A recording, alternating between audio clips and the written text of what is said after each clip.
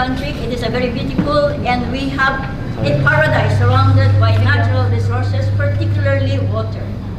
However, the robust population, the very high growth of population, and robust commercialization, industrialization creates or generates solid waste.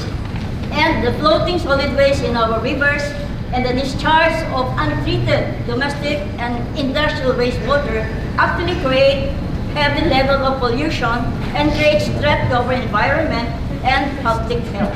This is a worldwide phenomenon, not only in the country but also in other parts of the year.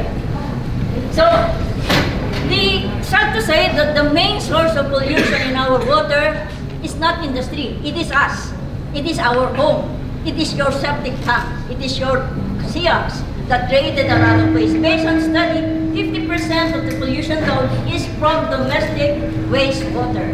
And without collaboration of all sectors, particularly individuals, our families, our households, our beautiful country will be something like this. Wala nang magagandang beaches, ganyan na mangyayari sa ating mga magagandang lugar, lalo-lalo na ang Boracay, ang Manila Bay. We spend billions to rehabilitate them. We cannot allow this to happen to our beautiful paradise country.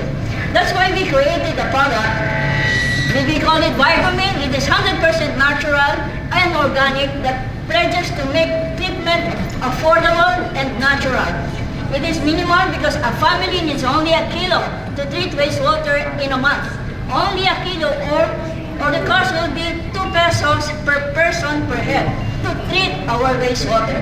So we also use what we call modular and eco-friendly domestic wastewater treatment to couple with the application. So because treatment needs time and it is not just magic. We need to make renovations in our septic system. Ayaw na?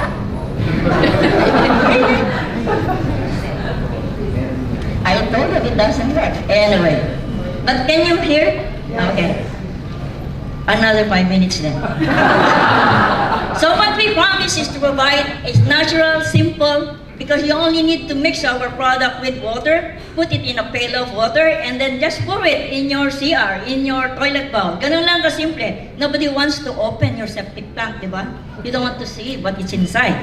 But anyway, from the treatment of our Vigomin, you can convert this type of domestic wastewater into something like this, which is reusable. We want to reuse our treated water for agriculture and for greening and beautification projects in the community. So this is a sample of, all of them are black water. Upon the application of about 2 teaspoons or 1 tablespoon of Vigomin, you can convert the black water into something like this in about 3 to 4 hours. So what we need now are champions, environment champions. We want to inculcate the value of responsibility and accountability, particularly to our people. Alam naman natin na ang ating bansa ay maraming mahirap. But we have many industries. We have a lot of companies. We want to collaborate with different private industries so that their corporate social responsibilities can be transported or can be converted into a project where they will adopt a barangay, a community, and help those barangay treat their own domestic wastewater. Kailangan natin pong tulungan ng ating small, medium-scale industries na walang kapabilidad na magtayo pa ng kanilang water treatment facility kasi maliit lang ang kanilang kapital.